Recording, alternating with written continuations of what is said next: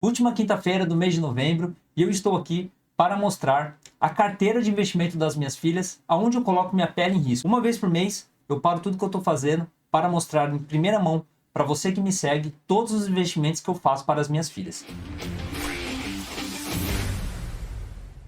Meu nome é Gustavo Augusto, sou criador do canal Legado Econômico e você está no meu espaço onde nós conversamos sobre dinheiro e liberdade financeira. Se você, assim como eu, gosta desses assuntos, eu recomendo que você curta o meu canal, bata no sininho, porque todas as quintas-feiras eu estou aqui no YouTube para falar sobre esses temas que eu gosto bastante. E se você caiu de paraquedas aqui nesse vídeo, saiba que nós estamos no episódio número 21, onde eu coloco minha pele em risco e mostro todos os investimentos que eu faço para as minhas filhas. E o que eu quero como resultado para essa carteira é que nos próximos 10 anos ela consiga me gerar uma quantidade de dividendos que eu consiga puxar todo o estilo de vida das minhas filhas e, quiçá, lá na frente poder pagar as melhores universidades e poder ajudá-las aí investindo nos projetos que elas tanto sonham. Bom, como premissa dessa carteira, para você saber, é uma carteira que eu penso a longo prazo. Então é uma carteira que eu estou pensando para daqui 10, 15, 20, 30 anos.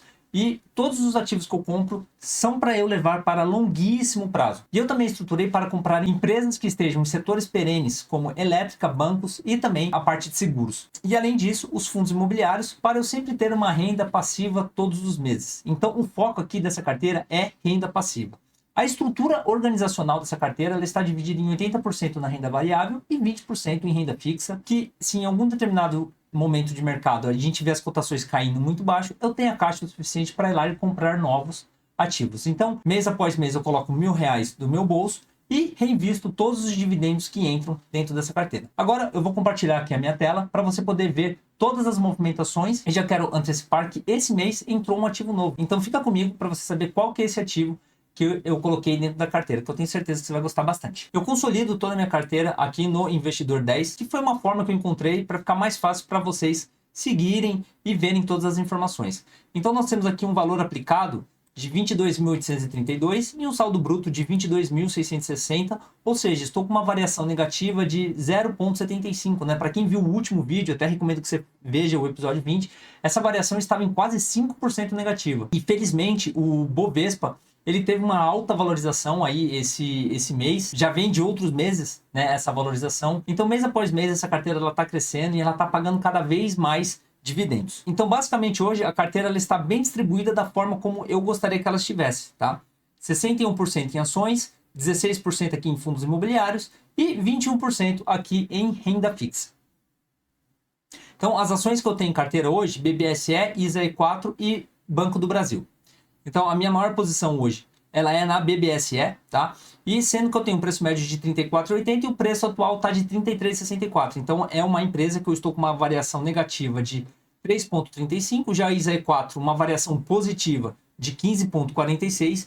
E no Banco do Brasil também, uma variação negativa de 13,38. E se você não sabe, o Banco do Brasil foi uma empresa que sofreu bastante aí nos últimos meses por estar reportando, né, em seus relatórios uma baixa no lucro. Ou seja, estava se esperando aí na casa de 40 bilhões de reais e a gente já sabe que o guidance foi rebaixado para baixo e que estima-se agora no teto máximo de 21 bilhões, ou seja, caiu mais do que 50%. Mas Gustavo, então por que você não vende essa empresa? Eu não vendo porque eu acredito que nós estamos passando agora por um momento um pouco mais turbulento, onde a Selic está a 15% e o agronegócio, que é o motor aí do nosso país e também aonde o Banco do Brasil consegue gerar mais receita, está passando por um momento mais delicado, onde várias empresas já pediram recuperação judicial. Ou seja, acredito que tudo isso é passageiro e que lá na frente o banco se recupere e continue pagando os altos proventos que sempre pagou. Eu acredito muito nessa empresa. Se você for pesquisar, é o CNPJ número 1 e o maior acionista de Banco do Brasil é o nosso próprio governo, o governo federal. E você acha que o governo federal não vai querer receber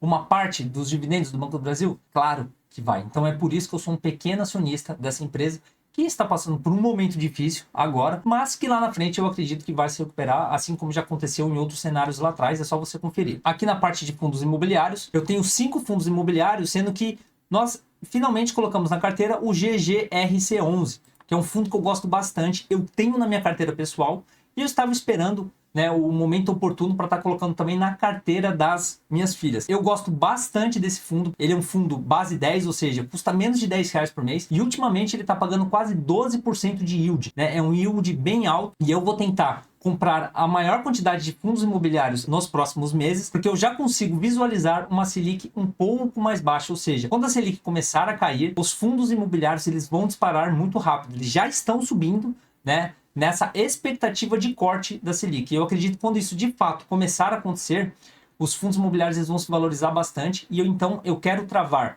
o máximo de posição que me paguem pelo menos aí 1% ao mês. Então nós temos aqui de renda fixa R$ 4.874. E no para a parte que eu mais gosto, que é a parte de proventos, né, nós já podemos ver que em 2025, né, nós tivemos aqui um total de R$ 1.060, ou seja, nós tivemos aí um 13º de investimentos, né, porque se eu coloco R$ 1.000 no meu bolso e chegou mais R$ 1.000 de dividendos, significa que é o meu 13º, né, do investimento, ou seja, sem eu fazer muito esforço, eu consegui mais R$ 1.000 para poder retroalimentar essa carteira. Agora você imagina isso ao longo do tempo, passando 10, 15, 20 anos, por quanto que isso não vai. Pelas minhas contas e os meus estudos que eu já fiz, após 8 anos investindo, pode ser um pouquinho mais, um pouquinho menos, e também depende muito dos ativos, né, que você escolheu. Se você escolher os ativos certos, né, os que te pagam aí os dividendos, entre 6 e 8 anos, você já vai estar recebendo a mesma quantidade de dinheiro que você faz aportes. Então, por exemplo, se você faz R$ 5.000 de aportes todos os meses, entre 6 e 8 anos você vai estar recebendo a mesma quantidade de dinheiro para você fazer em aportes. Ou seja, 5 mil do seu bolso mais 5 mil dividendos significa que você vai estar aportando R$ 10.000. Olha só que beleza. Então, aqui para o mês de novembro, os ativos que me pagaram, né? Gari 11 me pagou aqui R$ 14, o Pord 11 me pagou R$ 15,60, o Pat me pagou mais R$1,71, a IEC, né, me pagou mais R$ 2. E também nós temos um anúncio de JCP também da ISA E4, né, que pagou 34, mas na realidade descontando aqui o imposto de JCP foi para R$ 29,07. Ou seja, para mim é um baita de um dividendo. Tá? Eu fico muito contente quando as empresas elas pagam esses dividendos, porque sempre aumenta aí a quantidade de dinheiro que eu ponho em aporte. E os lançamentos que eu realizei para esse mês foi no dia 18/11. Eu comprei aí 51 cotas de GGRC11, né, como já expliquei no vídeo, e o mês que vem eu já vou estar provavelmente recebendo aí os dividendos desse fundo imobiliário, ou seja, vou ganhar mais dividendos. E também eu fiz a compra no valor de R$ 545 na renda fixa no CDB do Banco Inter. Então, somando os dois aportes que eu fiz, aproximadamente R$ 1.050. Agora eu queria saber de você o que você achou sobre a movimentação desse mês de novembro na carteira do canal. Vai ser muito legal se você puder contribuir dando a sua opinião sobre os ativos que eu tenho, o que você acha sobre cada um dos ativos e, de uma certa forma, você falar também quais são os ativos que você investe para a gente trocar e se conhecer melhor.